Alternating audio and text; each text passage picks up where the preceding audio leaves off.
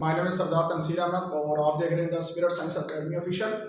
आज की पॉइंट्स के बारे में बात करेंगे जियोमेट्रिक मीन के ऊपर कि जियोमेट्रिक मीन कब वैनिश होता है और जियोमेट्रिक मीन कब आप फाइंड आउट नहीं कर सकते। अगर आप हमारे चैनल पर नए हैं तो सबसे पहले हमारे चैनल को सब्सक्राइब कर लें और बेल आइकन के बटन को लाजमी प्रेस करिए, क्योंकि आपके लिए बड़ा मेहनत से सारे मिलकर पूरी टीम हमारी काम करती है। चलिए लेक्चर स्टार्ट करते हैं। जियोमेट्रिक मीन, जैसा कि मैंने आपको डेफिनेशन पहले भी क्लियर करवाई है, आज जस्ट हम की पॉइंट्स के बारे में बात करेंगे। ठीक है, सबसे पहले हम देखेंगे कि अगर जियोमेट्रिक मीन के अंदर जीरो आ जाए तो क्या इफेक्ट पड़ेगा डाटा के ऊपर। चलिए देखते हैं।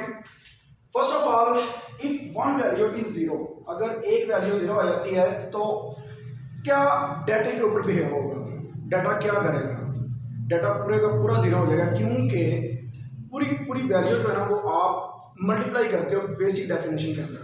और अगर हम लॉग की बात करें तो लॉग की डेफिनेशन आप यूज करोगे तो अनग्रुप डाटा के लिए वहां भी आपको यही चीज देखने को मिलेगी। ठीक है, तो ग्रुप डाटा के लिए फ्रीक्वेंसी अगर जीरो होगी तो कोई मसला नहीं है।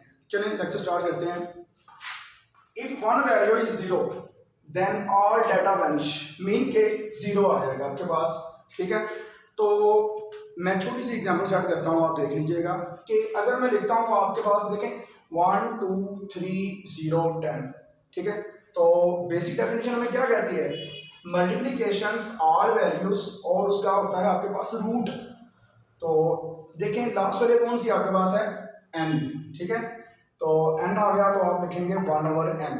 देखें अगर मैं छोटी सी एग्जांपल और सेट करता हूँ, 1 2 3 है मेरे पास। ठीक है, तो जियोमेट्रिक मीन निकालेंगे तो आपके पास आएगा 1 × 2 3, तीनों को मल्टीप्लाई कर देंगे और 1/3 आ जाएगा। अब देखिए आपके पास यहाँ पे कोई वैल्यू भी जीरो नहीं थी, तो कोई ना कोई स्पेसिफिक आंसर आएगा आपके पास।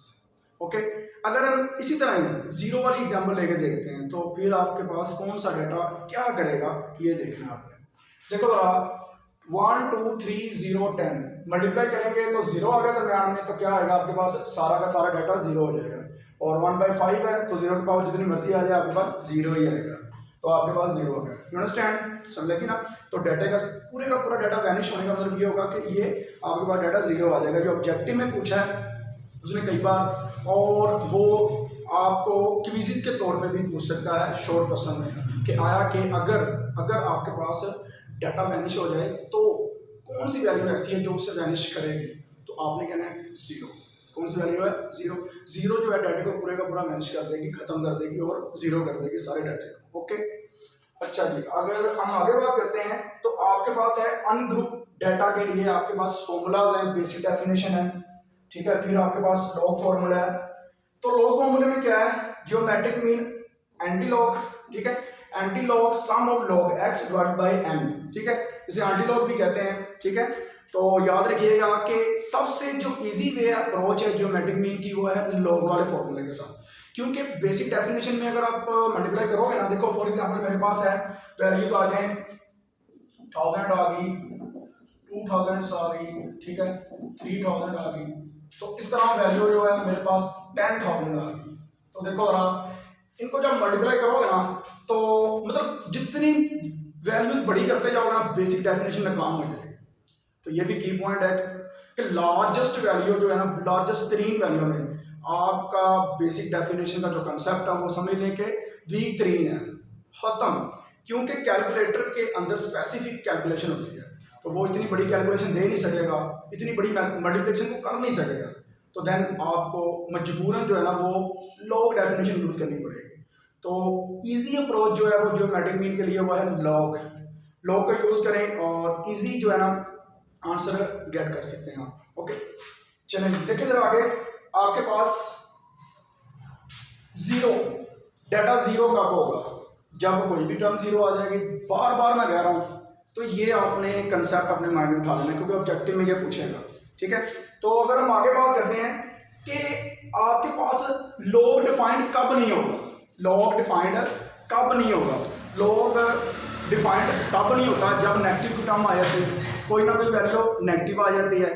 तो देखें जरा फिर क्या होगा, लॉग की डेफिनेशन वहां पे काम हो जाएगी। लॉग की डेफिनेशन काम तब होगी जब कोई ना कोई वैल्यू आपके पास नेगेटिव आ जाएगी। क्या आ जाएगी, नेगेटिव।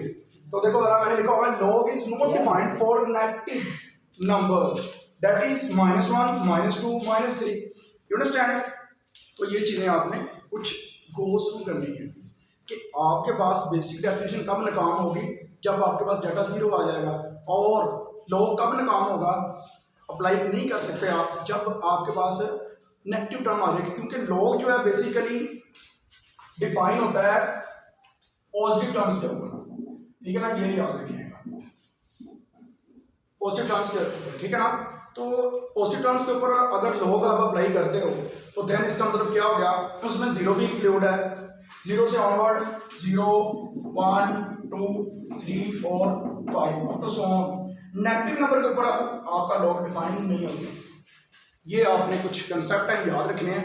दोबारा मैं रिवाइज करने लगा हूँ कि डाटा कब वैनिश होगा बेसिक डेफिनेशन के अंदर, जब कोई भी टर्म 0 होगी। और लॉग कहाँ डिफाइन नहीं होगा, जहाँ पे कोई भी टर्म आपके पास, कोई भी नंबर आपके पास नेगेटिव आएगा।